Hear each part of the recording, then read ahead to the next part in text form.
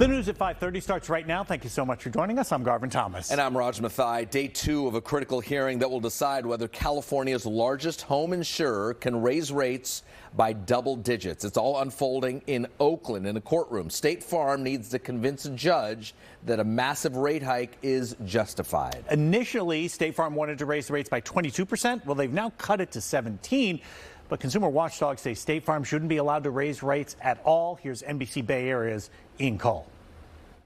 Today, a judge heard arguments for a second day over State Farm's proposed rate hike. State Farm General is the insurance giant's California chapter. Its attorneys say they need to increase rates 17% on homeowners, 15% on renters, and 38% for rental property owners coverage, all in order to rebuild capital following the claims it is paying out from the LA wildfires. The hike is something many current policyholders say would be difficult to stomach. I mean, nobody likes paying more, but I understand why the insurance company is raising it. What I can do is maybe take a bigger deductible to cut the price back. I could do that. I would say that the department... This hearing is critical, with the state saying the insurer has to prove it's necessary.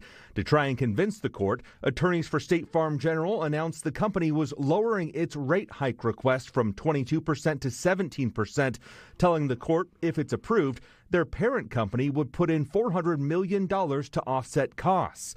They also say if the hike were deemed excessive in the future, they'd repay policyholders with interest.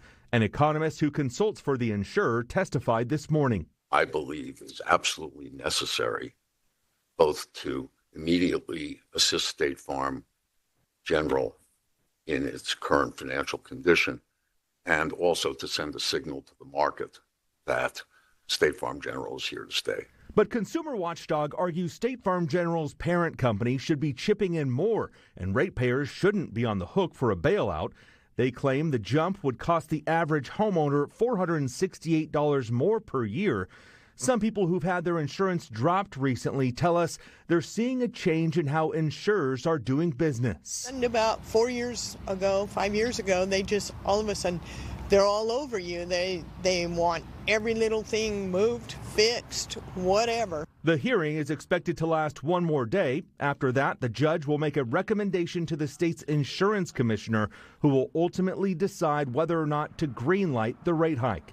If approved, the new rates would begin on June 1st. Ian Cole, NBC Bay Area News.